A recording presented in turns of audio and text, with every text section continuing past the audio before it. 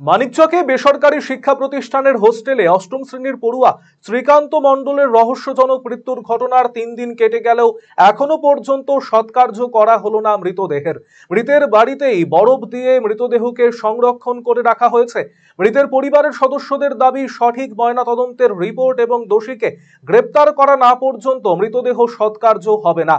ময়নাতদন্তের রিপোর্টে কোনো রকম গাফিলতি হলে আবার ময়নাতদন্ত করতে হবে বলে দাবি পরিবারের সদস্যদের। মৃতের পরিবারের পক্ষ থেকে মানিকচক থানায় লিখিত অভিযোগ করা হয় ওই বেসরকারি শিক্ষা প্রতিষ্ঠানের মালিকের বিরুদ্ধে। যদিও এই ঘটনায় কাউকে গ্রেপ্তার করা হয়নি। গোটা ঘটনা খতিয়ে দেখছে পুলিশ। কারণ আমরা রেখেছি এই জন্যে যে আমরা এখন পর্যন্ত সঠিক বিচার পাইনি। আর আমরা এসেছিলাম আজকে আইসি স্যারের কাছে, স্যারকে অভিযোগ জানানো হয়েছে। স্যার বলেছে অবশ্যই তার উচিত বিচার দিবে, আর আমরা চাই যে সঠিক বিচারটাই হোক। আর হেডমাস্টার যিনি রয়েছেন তাকে অ্যারেস্ট করা হোক, শাস্তি দেওয়া হোক, উচিত শাস্তি দেওয়া হোক, যাতে এর মতো আর স্বপ্নও কেউ না ভাবতে পারে। কি সন্দেহ আপনাদের? সন্দেহ এটাই যে ছেলের ওপরে অনেক অত্যাচার করেছে, তাকে মারধর করেছে। এটা আমি না, সবাই বলছে যে ওকে মারধর করা হয়েছে। সেই কারণে কি মৃত্যু? সেই কারণে মৃত্যু হয়েছে? হ্যাঁ হ্যাঁ, সে কারণেই মৃত্যু হয়েছে। ওকে এমনভাবে মারধর করা হয়েছে, ও আর কাউকে বলতে পারেনি ভয়ে, ও প্রাণ হারিয়ে দিয়েছে। আপনারা তো আজকে কদিন হলো?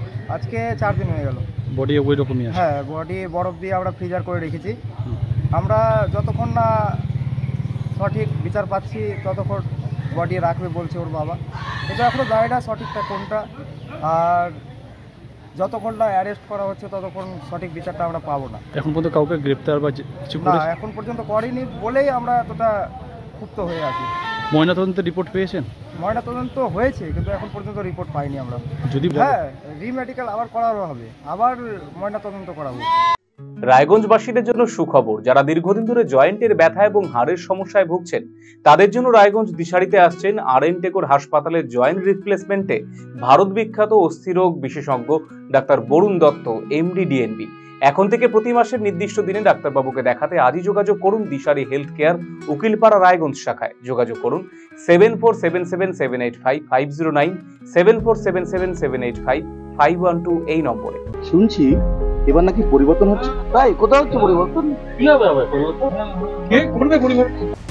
হ্যাঁ, আরসিটিভি সংবাদে আসতে চলেছে পরিবর্তন। কি পরিবর্তন জানতে চোখ রাখুন আরসিটিভি সংবাদে।